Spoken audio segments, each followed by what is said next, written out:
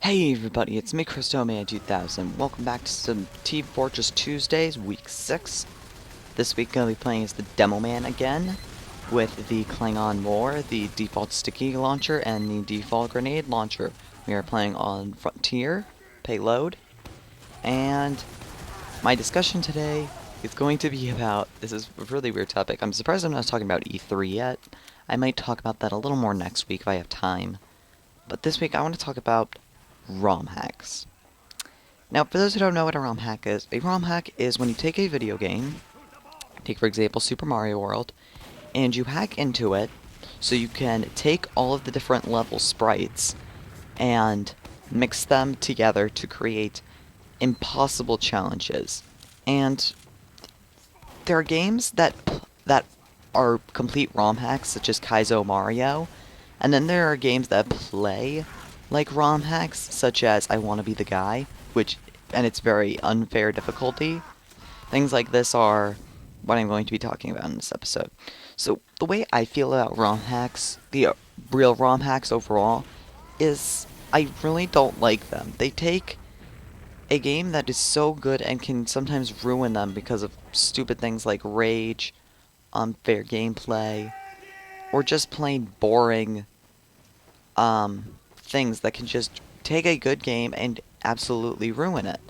And I like the ROM hacks that are actually like good quality but aren't like unfair or bad. One of the best examples of this that I can come up with is what's the game called? Newer Super Mario Brothers Wii. Now, basically, this started off as a ROM hack that was trying to be built as soon as, like, the new Super Mario Bros. Wii came out. And people worked on it for months. Like, a bunch of hackers and stuff worked on it for months. And they had so many good things that made this game so creative. It had multiple physics engines. It had multiple sprites that were never even in the original game.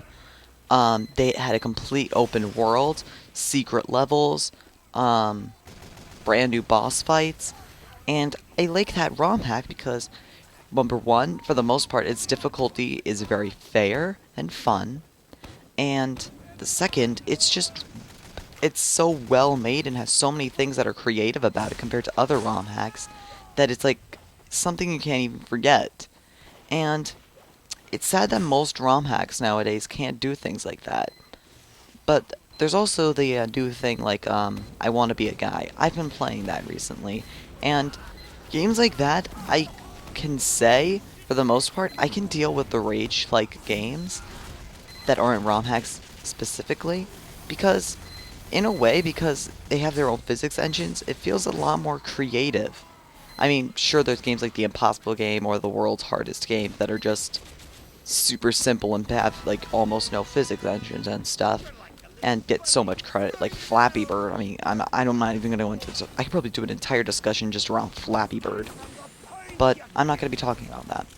What I mean, why I like these ideas, like I Want to Be the Guy, is that it's so creative. It has its own physics engine, and all of the deaths are super funny because of like just how weird and crazy ways you can die. Like, oh, this cloud or this platform's going down, so you hop to the next platform, and this one shoots straight up like a rocket and rockets you into spikes, and you don't expect that. It does a lot of things like that that psych you out, and it actually makes it like entertaining of what's going to happen next. And even though they are very hard, it feels a lot more natural to play than a normal ROM hack such as Kaizo Mario. Um, what else? And it seems like ROM hacks are also getting a lot more popular. Like, more recently, I've been seeing people playing a lot more I Wanna Be the Guy. The Completionist is playing, Kaizo Mario currently. A lot of speedrunners are playing, Mario 64 ROM hack speedruns. And considering the fact that just, ROM hacks in general are starting to get their own, like, speedrunning thing, it's just boggles my mind that people are becoming this entertained by these things. And another thing I want to talk about is today at E3 when Nintendo announced a couple new games, including Mario Maker. That game is like built for all the people who don't have access to ROM hacks now. So now, not only is it extending from the people who know about ROM hacks and trust ROM hacks to like not be afraid about like security issues and stuff, now there's the people who are just the casual audience and playing games like Mario Maker that's going to come out and allowing people to create these brand new levels and understand how much fun these things could be. And it's so weird that such a small thing like ROM hacks from like the original Mario Bros. Has become quite literally like even reaching out to like the big companies themselves like Nintendo and Sony with all their custom built levels. And let's just take away from the ROM hacks in general and go to things like the custom levels. I mean, Portal 2 has their own custom maps, and they've been improving on that since its release date, now releasing, like, I think it was like last year where they released the co-op online custom chambers.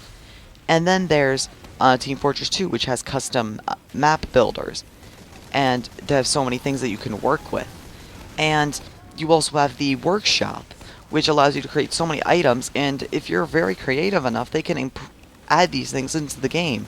It's just so cool that all of these people who are very cool but just can't get the amount of credit they can do to do all of this stuff, it's just really cool that they can make all of these things, such as what you can do in the test chambers in Portal 2, or what you can do in the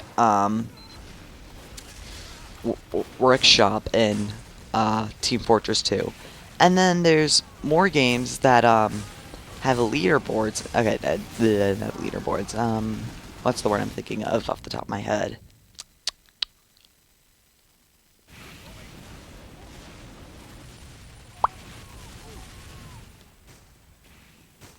I can't even think of the word. I'm trying to think. Well, I guess you guys can watch this awesome gameplay. Yeah, but it's just cool that these small unknown people have been able to quite literally like change the big companies themselves, like Valve, like Nintendo, being able to make all of these things that the smaller audience doesn't know about and are now being introduced to. And it's really cool like that. And what else? Kind of running out of ideas to talk about now.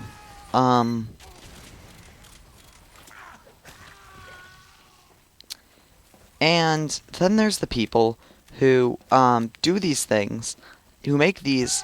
I actually now going to extend this into like things like mods.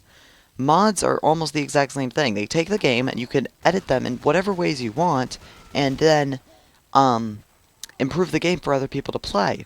So you have these people who are playing Minecraft and Skyrim and Team Fortress 2, and you have these mods that, even though not developed by the exact same people who developed the game, are still just as entertaining as the normal game, such as randomizer mods, such as the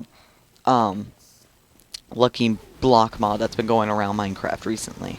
All of these things are so much fun because they're community made and they're super creative, and it's when you hear about these things, not only do they seem super simple sometimes, it's kind of amazing that the companies sometimes don't include these things in your games. And to wrap this full circle, I like the games that act. This will lead back to New Super Mario Bros.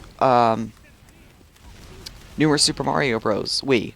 It's such a cool game. It's very fun, and then it has a couple brand new things in here, mixing the ROM hack thing in it. So all of these things together, mods, ROM hacks, custom levels, all of these things just show that the video game companies need to pay a lot more attention to the people who are consuming their games and are actually interested in making what you're selling.